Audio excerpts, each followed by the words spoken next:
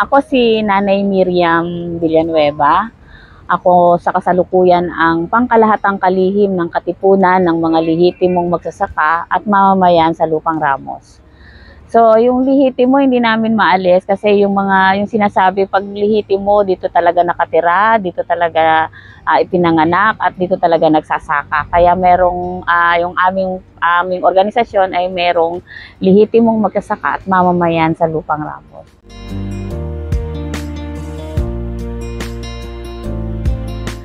Ang Kasama LR ay naitatag ito noong February 17, 2010. Pero yung laban ng Kasama LR ay halos 3 dekada na sa kasalukuyan. So ang istorya ng Kasama LR, ito yung humiwalay doon sa unang samahan, bagamat hindi namin tinitingnan na mali ang ginawa ng unang samahan. Ang may mga pangyayari sa loob ng halos ilang dekada na may kawastuan yung ginagawa ng buklod ng magbubukid sa Lupang Ramos. So sa buklod ng magbubukid sa Lupang Ramos, ang kalakhang miyembro nito ay yung aming mga magulang at ilang mga matatandang kapatid na doon ay miyembro ng buklod ng magbubukid sa Lupang Ramos. So ang buklod ng magbubukid sa Lupang Ramos na kung saan ay may wastong ginawa sila, yun yung kauna-unahang okupasyon dito sa lupa. Ito yung naglunsad ng kampanyang mula sa tagilid ay umahon sa patag para paalisin ang mga kontratista ng tubo. So bakit nagkaroon ng kontratista ng tubo sa 372 hektaryang lupain? Ito ay yung sa kadahilanan nito, pagpapalit ng tanim ng ng Panginoong may lupa sa kanyang malawak na nasasaklaw sa tubo para maligtas doon sa Presidential Decree number 27 ni Pangulong Marcos. So, nung nagkaroon ng PD-27, na akala'y mababahagi na ng lupa ang aming mga magulang, yun ay naglahong parang bula dahil ang malawak na lupain na dati natatamnan ng palay at mais ay tinamnan ng malawak na tubuhan. So, doong nagkaroon, after ng mapabagsak ang diktadurang Marcos at pumalit si Cory Aquino at nagkaroon ng Comprehensive Agrarian Reform Program ito noong 1987 na naging resulta ng Mendiola Massacre, naitindig yung buklod ng magbubukid sa Lupang Ramos at sila ang naglunsad ng kampanya habang nagpetisyon na ito ay mapasa ilalim ng land reform ni Cory Aquino. Petisyon sa Department of Agrarian Reform na kung saan ay bahagi na ng lupa yung aming mga magulang. So bakit kailangan ganun ang gawin? Dahil sa napakahabang panahon, ito lupang praile to, pero mas kilala to sa lupang Kano kasi matapos ng digmaan sa pagitan ng mga Kastila na tayo nasa ilalim ng Amerikano, naging lupang Kano, mga Amerikano ang nagmari-ari ng lupain. Kailan lang ito napatituluhan ng nakiklaim o may hawak ng titulo ng 372 hektaryang lupain na sina Ginoong Emerito Ramos noon lang 1965. 1965 na ito sa pagitan ng panunungkulan ni Diosdado Macapagal, ng Pangulong Diosdado Macapagal, transisyon papunta kay Pangulong Marcos. Solid land holdings ang tawag namin sa lupain ng pagmamay-ari ng Emerito Ramos. Bakit? Kasi napatituluhan nila sa hindi malamang kadahilanan, gayong hindi na benepisyuhan ng lupa ang aming mga ninuno, ang aming mga magulang. Kaya sa lawak ng 372 hektaryang lupain at lalo na't ang aming mga magulang ay mga dating kasama nito, ay entitled kaming mabiyayaan ng Comprehensive Agrarian Reform Program ni Cory o yung Republic Act 6657. So sabay ng petisyon, yun yung napakalaking aral na may petisyon kami sa Department of Agrarian Reform na sinabayan ng isang kampanyang okupasyon para paalisin ang kontratista ng tubo at muling ibalik ang pagtatanim ng gulay, mais at saka palay. Na dati naman na yun talaga ang tanim nung ma-acquire naman na Emerito Ramos ito ay talagang palay at mais ang tanim. Sa katunayan nga, isinanla nila yung kanilang titulo sa Central Bank para bumili ng mga picker ng mais at mga kagamitang pamproduksyon. Kasama noon ang aming mga magulang na nawala ng saysay nang magkaroon na ng mag-transfer na ng tanim sa tubo ang Panginoong may lupang sina Emerito Ramos. Gayunpaman, noong 1990 nga, nagkaroon ng okupasyon at nakapagtagumpay ang buklod ng magbubukid sa Lupang Ramos na halos 220 hektarya ang naokupahan ng mga magsasaka noon. Ito ay sa bahaging gitna. Yung bahaging gitna noon ng 372, ito'y natatamnan sa tulong din ng mga progresibong organisasyon ng Kilusang Magbubukid ng Pilipinas, ay natamnan ito ng pali at mais at halos nakaibsan sa kagutuman noon ng mga magsasaka. Kaya lang, itong ang mga nangyayari sa Panginoong May Lupa, nung mga panahong yun, gusto nila talagang magkaroon ng perang kitain dito sa lupang ito. Kaya sila nakipagkontratahan ng bilihan sa mga Ayala. Kumuha din sila ng pera sa St. Francis Square kay Luc Rojas. Kaya ibig sabihin, mula sa pagkakautang nila sa Central Bank, mayroon din sila ngayong perang nakuha sa mga Ayala, sa mga developer at saka sa kay Luc Rojas. Sa kabilang banda, ginamit din na collateral ang titulo para mangutang sa GSIS kasi napag-alaman namin na si Ginoong Emerito Ramos ay nagtatrabaho o public employee ng Malacanang nung mga panahong yon, nung panahon ni Diosdado Macapagal. Kaya meron din collateral yung lupa sa utang sa GSIS. So yun yung mga naging problema ng lupa. Pero dahil nga petisyon at kasabay ng mga sama-samang pagkilos noon ng Buklod ng Magbubukid, 4 na beses na nagdesisyon ang Department of Agrarian Reform na ito ay ipamahagi. At sa anyo ng compulsory acquisition. Pero nag-apila kaya umabot ang aming kaso sa Office of the President na ang presidente noon ay si Pangulong Ramos. Na ang kanyang Assistant Executive Secretary ay si Renato Corona na naging Secretary of Justice. Ngayon, sila ay nagdesisyon, kinatigan nila yung desisyon sa Department of Agrarian Reform na ito ipamahagi. Kaya, ang Buklod ng Magbubukid sa Lupang Ramos ay panalo mula sa DAR hanggang sa Office of the President na ito ay kinakailangang may pamahagi. Kaya lang nung ito'y nag-apila ang may-ari ng lupa sa Court of Appeal, sa Supreme Court, nakakuha sila ng temporary restraining order, nagkaroon ng status quo decision na hindi na i-implement o hindi na ibabahagi ang Certificate of Land Ownership Agreement dahil nga may apila sa korte ang mga Emerito Ramos. Mahabang panahon na naka-status quo order na kung saan nagsasaka ang mga magsasaka na walang malinaw ang mga legal na usapin. Samantalang ang nangyayari, itong mga Ayala, nagpapunta na ng mga ahente nila para hikayatin ng mga magsasaka na iatras na ang laban sa lupa at ipagbenta na lang ang kanilang karapatan sa lupa. Kaya nagkaroon dito ng sakit ang mga tao. Yung money fever kung tawagin. Kailan ang bayaran? Magkano ang bayaran? Yun ngayon ang ibinasto ng kasama LR. Ang isa pang pinakamaling ginawa ng Buklod ng Magbubukid sa Lupang Ramos para sa krimen para sa mga sahanin ng mga magsasaka ay ang mag-disaffiliate sa Kilusang Magbubukid ng Pilipinas, umalis sa militanteng paglaban para sa karapatan na naging dahilan ngayon ng hindi na umunlad ang produksyon dahil pinayagan ng pamunuan ng Buklod ng Magbubukid sa Lupang Ramos ang magbenta at magsanla, kaya muling napabalik ang tubuhan na ang mga kontratista na ay ang lokal na mga mayamang magsasaka dito sa aming barangay. Nasa kasalukuyan ay pamilya ng aming kasalukuyang barangay captain at iba pang mga mayayaman dito sa aming lugar. Itong Lupang Ramos ay nasakop ng Langkaan 1, Dasmariñas, Cavite, Langkaan 2, Sampaloc 1, Sampaloc 2 at may bahagi din na sakop ng isang barangay ng Silang, ang Adlas, Silang, Cavite. So yun yung mga kabuuan ng kwento. Winasto ng kasama LR ang mga ilang pagkakamali ng unang samahan na kung saan ay para ituloy ang militanteng paglaban para sa karapatan sa lupa sa ilalim pa rin ng pamumuno ng Kilusang Magbubukid ng Pilipinas. So medyo mahirap gawin yon yung paghiwalay. Ang gusto sana namin ay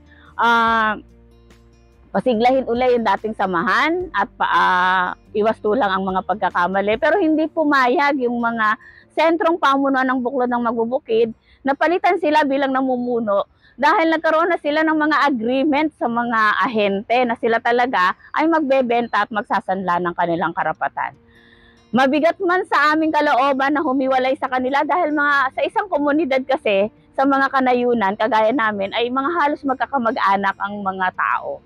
So magkakahiwalay ngayon ang pananaw ng mga tao, magkakamag-anak kami, meron ng gusto magpabayad, at meron namang ituloy ang laban sa karapatan sa lupa. So pamilyahan yung mga labanan. Kaya nakapagdesisyon na buuin na lamang ang kasama LR nang hiwala yung samahan, at ang unang kongreso nga namin ay inilunsad noong February 17, 2010. So sa kasalukuyan ay 13 years na ang kasama LR na nasa wastong, ang tawag namin ay nasa wastong landas ng pakikibaka para sa karapatan sa lupa. So ano naman yung naganap, ano yung mga naging aktibidad ni kasama LR nung siya ay nabuo? Ang unang mga naging aktibidad, syempre, ay ayusin yung pananaw ng mga nalinlang na para pagbebenta ng karapatan. Kumbaga, 40 pamilya ang tumindig sa ito ang kawastuan ng paglaban para sa karapatan. At muling buhayin ang kaso at muling lumaban sa legal na pamamaraan sa DAR, muling magpetisyon sa DAR, ibuksan ang kaso sa Korte Suprema. Pero ang pinakamasakit sa lahat, pagdating ng 2011, dumating sa amin ang sulat galing sa Korte Suprema na nagdesisyon na exempted na ang 372 hektarya lupain sa land reform. So may exemption order mismo sa kataas-taasang hukuman sa Korte Suprema noong 2011 at nagkaroon to ng finality ng September 2011. Desisyon ng Marso at finality ng September 2011. Doon nagkaroon ng malaking suliranin ang kasama LR kung magtutuloy pa rin ang paglaban sa karapatan ngayong kataas-taasang hukuman na ang nagdesisyon ng exemption order. Sa tulong, dahil nga dekada na yung laban, sa tulong ng aming mga bagong sibol na mga anak na nakapag-aral, kahit na sa bagsak ang moral ng kasama LR, hindi alam kung saan talaga ito magpapatuloy, kung saan sisimulan, may mga nagrekomenda sa aming mga anak na kailangan pong hindi pa po natatapos ang laban. Kailangan po yan ay alamin nyo ano ang dahilan ni Korte at nagdesisyon ng exemption order. Siyempre, hindi naman magdedesisyon ang Korte kung wala talaga siyang basihan para sa exemption order. At sa pag-aaral namin, sa desisyon ng Korte na may 60 pahina, doon lumabas na ang dahilan ng desisyon ng Korte ay isang ordinansa ng City of Dasmariñas, Cavite na ito daw 372 hektarya ay noong pang 1972 na ay isa ng subdivision. So noong nalaman namin ang Municipal Ordinance 29-A, doon kami, yun ang aming unang hakbang ng pagkilos ng una ng 2012 ng kasama LR, hanapin yung ordinansa.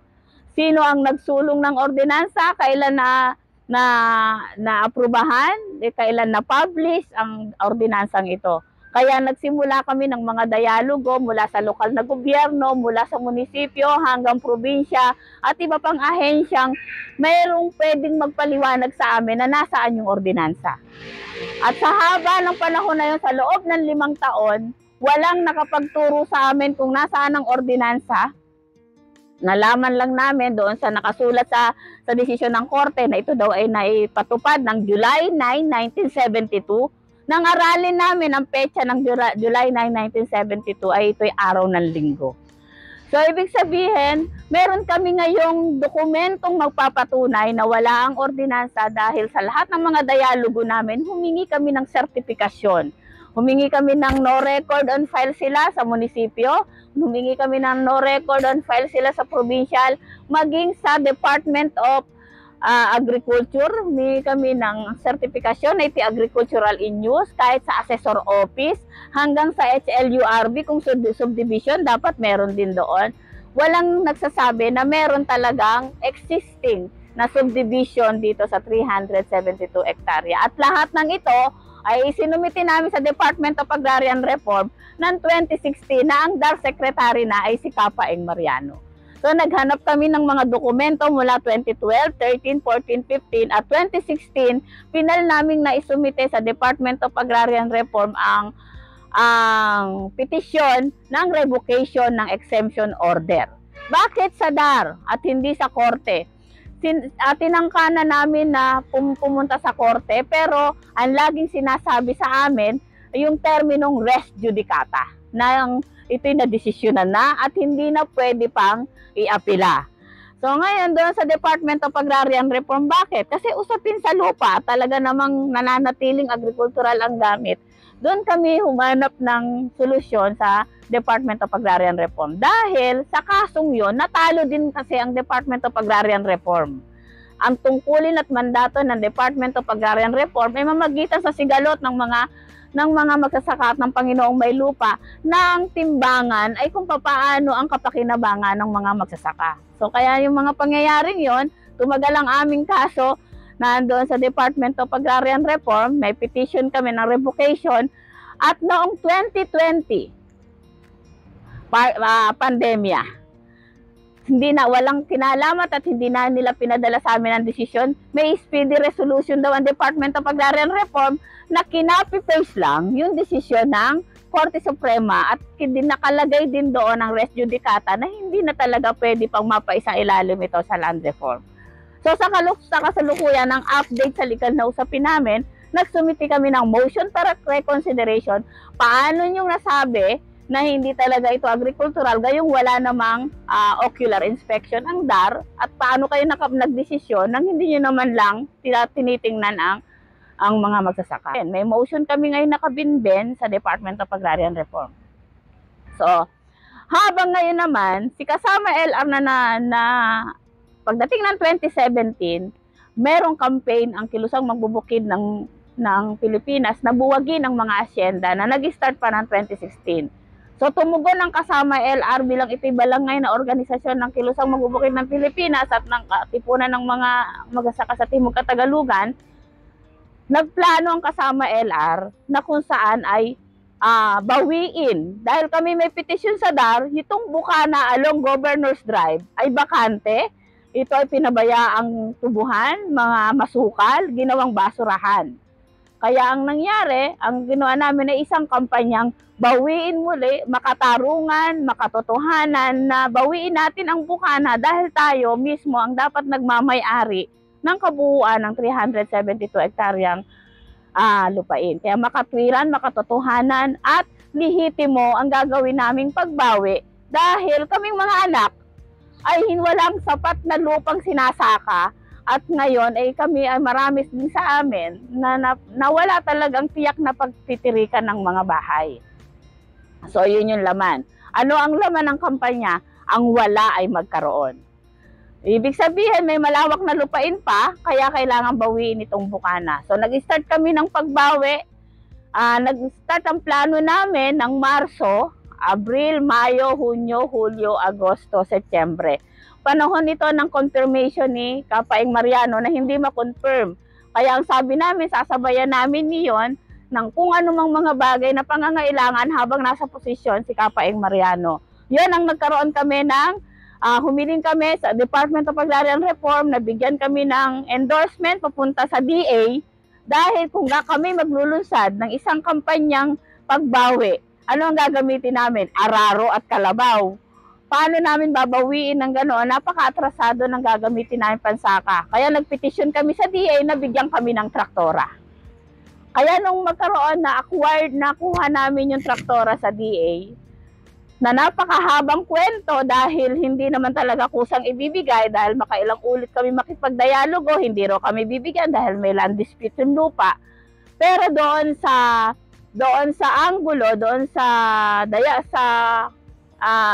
panahon ng mga dialogo, doon sa punto ng ano ba ang mandato ng Department of Agriculture. Ang mandato ng Department of Agriculture ay magpaunlad ng lupang agrikultural. At ang lupang Ramos, ayon sa sertifikasyon ng DA, ay lupang agrikultural. So bakit may pinakikialaman ni DA ang trabaho ng Department of Agrarian Reform?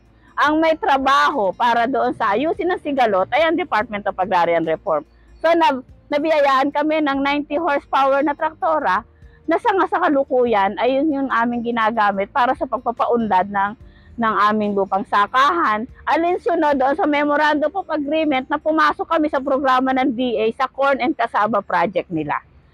Kaya meron din kami mga corn seller at thresher at yung mga binhi ng mais ay nanggagaling din sa Department of Agriculture na isang napakalaking tagumpay ng kasama LR na wala ang resources sa amin. Nasa gobyerno ang resources. So kailangan hingin mo ang mga dapat ay hingin kung nasaan ang resources. So nasa gobyerno yon.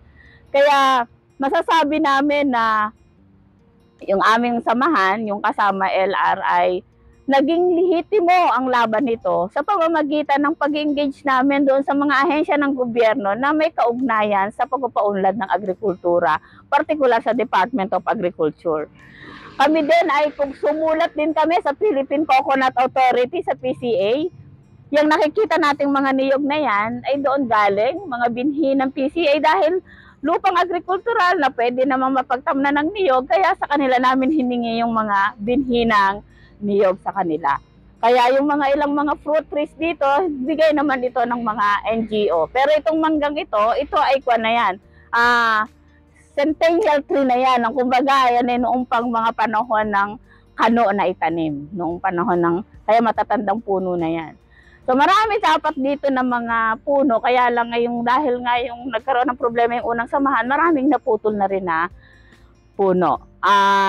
Ngayon, yun namang panahon ng kasama LR, tagumpay ito, at yung merong napagkaisahan namin dahil maraming walang bahay na miyembro ang kasama LR, ginawa naming bakod ng mga kabukiran ang mga bahayan.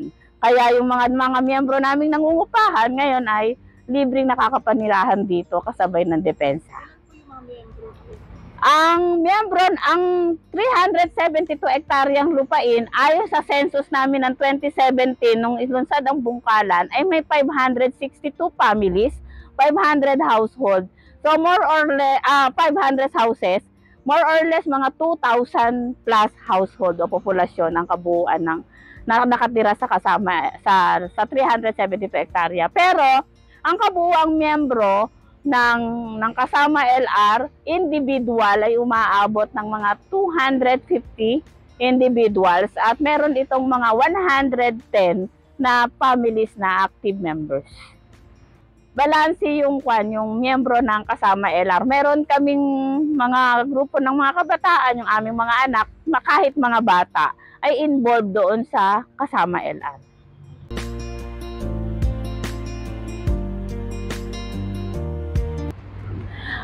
Ang kasama LR ay nasanay na sa usapin ng mga harassment. Kasi hindi simple ang pagbawi, hindi rin simple ang okupasyon ng mga panahon nung una. Ngayon, nung mailunsad namin ang bungkala noong 2017, ito'y lubos-lubos naming pinagpasalamat. Dahil kahit nagkaroon, pinilit kaming buwagin noong 2018. Kumbaga, yung mga dating samahan, ginamit ng mga kalaban namin sa pagmamayari sa lupa, maaaring ito ay tulak na rin. Pero talagang ito ay scripted na mga kaguluhan na pinangunahan din ng lokal na gobyerno namin. Nagkagulo dito. Nagkaroon ng mga tagaan, nagkaroon ng pamamaril sa mga magsasaka. At yung para bagang yung aming laban sa karapatan sa lupa ay gumawa ng kwento para makriminalize. Pero dahil nga na ayaw namin ng isang krimen na kung saan kami mismong mga magsasaka ang mag-aaway-away. Noong ginagawa nila at ginagamit nila sa amin ang kapwa namin magsasaka, isa lang ang command ng ang kasama LR, walang gaganti. Galingan ng ilag. Dahil mga kamag-anak mo rin yung nananakit. Kasi kung ikay gaganti ng pananakit, dito kasi sa Cavite kapag nambarako ka, kailangan barako ka din. Pero noon, yun ang pinakamahirap na sandali ng aming buhay dito sa kasama LR dahil hindi namin pwedeng gantihan ang kapwa namin magsasaka. Nasaktan kami, oo, at yung mga nanakit ay aming kinasuhan ng criminal case. Pero hindi namin pinabayaan na ang usapin ng sibil na kaso namin sa lupa ay mauwi sa isang kriminal. 2018 yon. So after ng 2018-2019, nakakuha kami ng tulong sa isang foundation para mas paunlarin ang aming mga pagsasaka. Ito ay ang Antipolo Seminary Foundation na tumulong sa amin kung paano yung pagpapaunlad ng pagsasaka sa paraang organiko. Kaya nagkaroon kami ng pilot project ng gawaing organiko sa pagtatanim ng mga gulay. Tuloy-tuloy ang pagtatanim. At ipinagpasalamat kasi namin yon pagdating ng pandemya, anihan, 2020. Inaani na namin yung ganansya namin ng aming sama-samang pagkilo sa usapin ng ekonomiya ng 2019 sa tulong ng isang foundation ng taong simbahan. Kaya pagdating ng 2020, nung ideklara ang lockdown, siyempre meron kaming mga ang pinakamaraming ani namin noon ay munggo, Noong panahong yon, marami ding nakapag-ani ng palay, may kamote, may balinghoy, at tuloy-tuloy naman talaga ang produksyon namin ng saging. Ang isang masakit nga lang nito, walang bibili. Dahil wala namang pambili yung mga karating namin. Kami kasi naglalabas lang ng produkto dyan sa labas, dumadaan lang yung mga manggagaway, ang manggagaway walang trabaho. May mga naglalako sa subdivision, nilalako yung mga produkto namin sa subdivision. So, paano yan? Lahat ng pinilalakuan namin dumadaing, wala kaming pambili. Dahil bawal lumabas, sapat-sapat yung meron kami sa loob. Na kung ano yung meron ng isa, ay sinentro namin, pinagsama-sama namin para paghati-hatian. Bukod pa dito ay ang mga sulat na pinalipad namin sa mga kaibigang organisasyon para kami bigyan ng tulong. Partikular dito ay ang Peasant and Church People Movement sa Cavite, ang Union Theological Seminary na malapit ditong mga seminaryo. Kasi dito, nung panahon ng kaguluhan, nagsimula kaming magkaroon ng panambahan. Ibig sabihin ng panambahan, pinangungunahan ng UCCP, ng UTS, mga pastor na pumupunta dito para magbigay ng serbisyo para sa amin ng Christian. Sabi nga nun, yung pagsamba. Dahil totoo namang naging psychosocial activity din namin ito dahil napakaraming na-stress sa amin nung panahon ng kaguluhan ng 2018. So, ibinuhos namin ito sa 2019 na sama-samang paggawa sa ekonomiya at pagkatapos ng 2020 nang nagkaroon ng lockdown, alam na namin kung paano gagawin.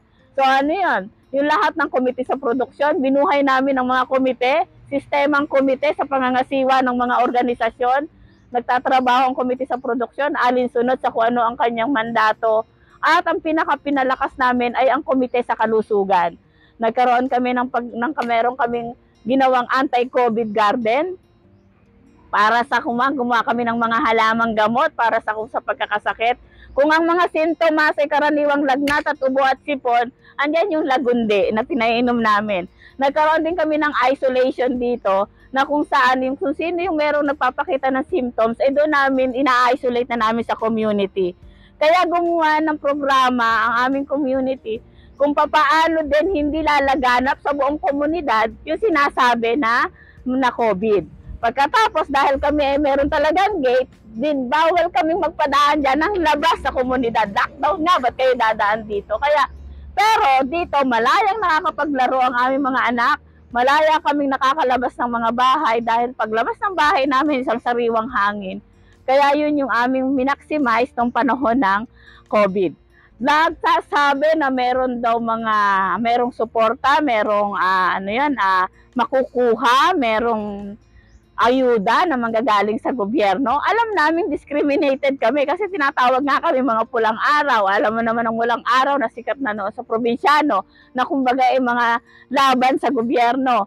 Pero pinanindigan namin na kami ay entitled din ng mga benepisyong yon. Nangyari na may mga aktibidad kami. Kung hindi kami makalabas, nagkakaroon kami ng pangangalampag sa community. May kalampagan blues kami sa gitna ng kabukiran na pinapost namin sa aming social media page. Kalampagan sa bawat tahanan, kinakalampag para manghingi kami ng ayuda mula sa gobyerno. Kaya nakakuha din yung iba po namin ng yung 6,000 na ayuda para sa naigiit namin yon na kami ay magbe-benefits nun. Pero napakatagal dahil marami nang nakakuha, mga naka-first tranche na, kami hindi pa magse-second at third tranche na, kami wala pang first tranche. Kaya kailangan kaming mga lampag noong mga panahong yon. Kaya sa pamamagitan ng kaya alam ng komunidad na binigyan tayo ng gobyerno dahil tayo maingay at nangangalampag sa kanila. Tapos, kami nakapamigay na ng mga tulong sa aming bawat komunidad. Siguro nakapamigay kami nung panahon ng lockdown ng 12 beses na namigay kami ng mga bigas. Ayon sa kung ilan ang bilang noong mga bawat pamilya, ginawa namin yon. Sa pamamagitan ng pagkikipag-ugnayan namin, nagsolicit kami sa mga kaibigang organisasyon na kailangan namin ito. Dahil paubos na noon yung aming mga stock na mga pagkain. Tapos yung regular na pag-uusap, partikular sa mga kababaihan. Napakahirap nun dahil nga alam naman natin sa kababaihan na ultimo yung asawa mo maghahanap ng trabaho tapos sa amin, pakapag magkahawahan. Maraming stress na kababaihan sa amin. Siyempre, hindi na may iwasan yung mga sexual na gawain ng mga mag-asawa. Lumabas din niya sa talakayan. Lahat yan ay pinag-usapan kung paano gagawin yung mga bagay na yon. Maraming mga kababaihan sa amin nagbubukas na may takot na sila ay tamaan ng COVID. Pero nung nagkaroon ng, sabi ay magkaroon ng bakuna, kami isa din sa nanguna yung pamunuan para magpabakuna para ang kabuuan ng kasapian namin ay magpabakuna din. Kaya ang pinakamahalaga noon ng panahon ng pandemic, pinakamahalaga ay ang pag-uusap at yung mga meeting ng pamunuan at gumawa ng mga hakbang kaugnay sa kung ano ang mga dapat gagawin. Ano-ano yon? Saan tayo kukuha ng pagkain? Dapat lahat walang nagugutom. Pangalawa, paano kung may magkasakit? Ano ang ating mga gagawin? Kaya solusyon talaga noon, mas pag maraming utak ang nag-iisip, maraming masusolusyon ng problema. Yun yung aming mga mahalagang aral. Kaya nga kinu-question namin noon ang gobyerno kung bakit mga militar ang pinupunta nila. Kung inilahok nila ang komunidad para doon sa kung paano re-resolbahin ang COVID, napakadali sanang natapos natin at hindi na tayo nag-lockdown kaugnay doon. Kasi kami mismo, ang practice namin, binukas namin, hindi kami naging sarado sa buong komunidad. Paano natin lalabanan ang COVID sa komunidad? Gayong wala namang contact tracing na ginagawa ang gobyerno. Mismong kami, sino ang lumabas, sino ang nakasalamuha mo, yon kami na ang gumawa sa komunidad kung paano gagawin yon. Kaya dito, bagamat may mga ilan kami mga kasaping namatay na sabi ay na-diagnose na COVID, bali 7 yon, pero lahat naman yung sinabihan lang ng ospital na sabihin natin sa COVID namatay para malibre ang pagpapanlibing. Kasi ganun yung mga polisiya. Pero sa loob ng meron kaming nakasuklam-suklam na pangyayari nung panahon ng COVID na hindi namin makakalimutan, na kung saan meron kami isang kasamahan na pinalabas sa Philippine General Hospital dahil baka mahawa ng COVID, pero ang nakaresulta sa kanya, kailangan niyang salina ng dugo. Pinauwi. Sino kayo magsasali ng dugo dito sa community? Wala naman kaming paano namin yung sasalinan at nagpaspasa-pasahan sa kabuuan ng mga ospital, nagpalipat-lipat at tayo tanggapin baka daw mahawa ng COVID. Paano naman yung tao ay kailangan ng salinan ng dugo? Napatagal naman namin ang buhay niya ng 3 buwan hanggang 4 na buwan sa pamamagitan ng tradisyonal na paraan ng panggagamot. Halimbawa, pinakain namin ng mga talbos ng kamote, kinlinsing diet namin para lang patuloy pa naming makasama. Pero ang talagang kailangan ay blood transfusion na hindi naman kayang gawin sa komunidad. Yun, kaya may isang kababaihan kami, leader kababaihan na namatay, si Nanay Mayeng, noong panahon ng COVID. Pero ganun pa man, ay kailangan ituloy talaga ang buhay. Kaya yun yung aming ginawa nung panahong yun. Sa panahon ng COVID, ang mas marami namin ay ang mga pagtitipon ng mga committee head, ng mga leaders para resolbahin yung mga lahat ng mga kung ano yung sumusulpot ng mga kaso sa komunidad. Meron kaming committee sa produksyon, committee sa edukasyon, kultura at sa propaganda. Meron kaming committee sa kalusugan nga. Tapos committee sa seguridad. Kasi nung panahon din ng pandemic, doon din, hindi nilalabas sa amin. Hindi nilalabas yung desisyon ng DAR na denied na yung aming petition for revocation of exemption order March 5, 2020 pa.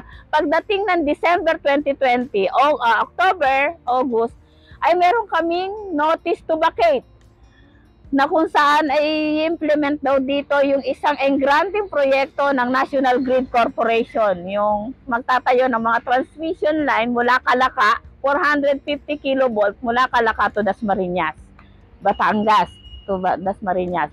At kami ay may notice to vacate at ang aming demolition, nagpunta ang sheriff, ay December 22 magpapasko.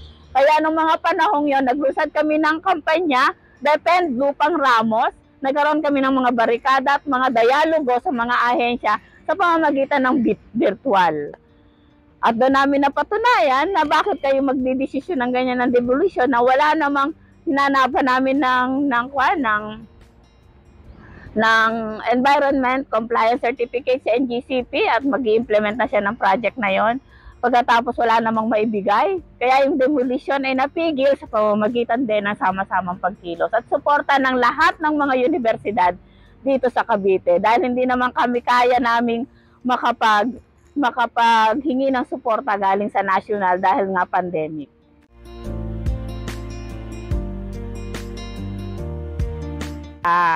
Mga natutunan sa panahon ng pandemic.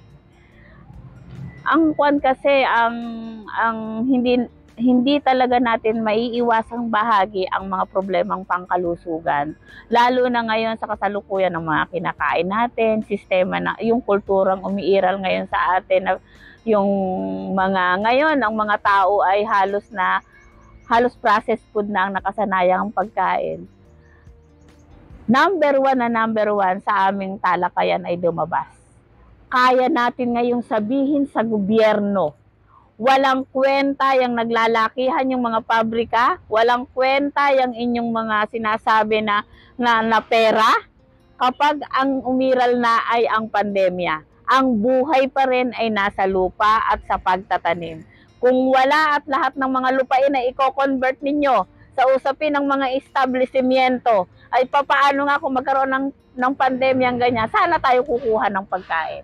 So yun, napatunayan naming wasto pa rin ang ating ginagawang depensahan ang lupang ito, patuloy nating ilaban ang karapatan para sa manatiling agrikultural dahil sa hinaharap na panahon, sa seguridad sa pagkain ay may maaasahan tayo sa isang produktibong lupang agrikultural.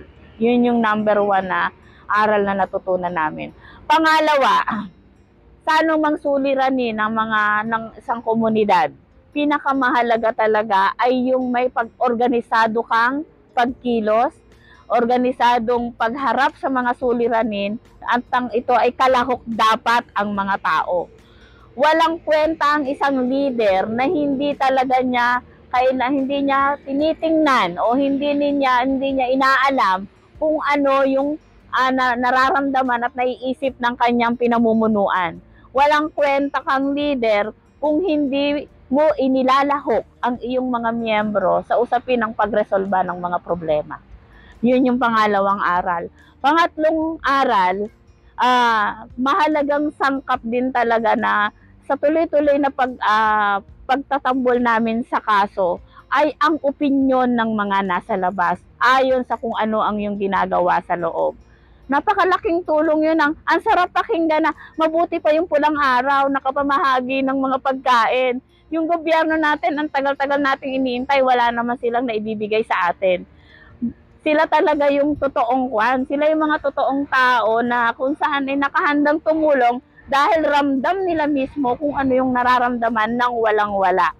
So yun, yung isang usapin ng propaganda, napakalaking aral na may nagsasalita sa labas kaysa ikaw mismo ang nagsasalita ng kung ano ang nangyayari sa iyo doon sa loob.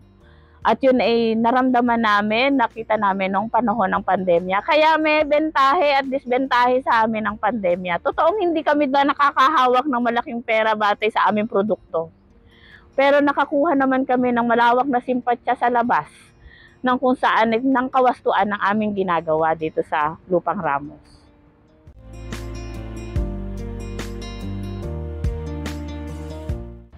Yung ngayon, ang kaya kong sabihin sa iyo kasi yung pagme-maintain na lang. Yung pagme-maintain ng bungkalan ay napakahirap. Una, kami kakaiba sa iba. Bakit namin kakaiba? Sasabihin namin kami sakahan sa gitna ng syudad. At ang daming naglalaway talaga dito sa amin. Kaya ang isa sa nagiging pinanghuhugutan namin ng lakas at para mas lumakas pa ang aming samahan ay ang tuloy-tuloy na pagpapaunawa para magkaisaan lahat. Unifikasyon ng aming batayang prinsipyo ng paglaban sa lahat ng miyembro.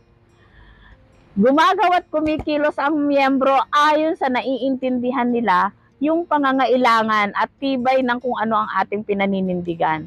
Kailangang malalim naming pinasasapol doon sa aming kabuuan ng kasapian, ano ba ang ating mayor na pinaninindigan.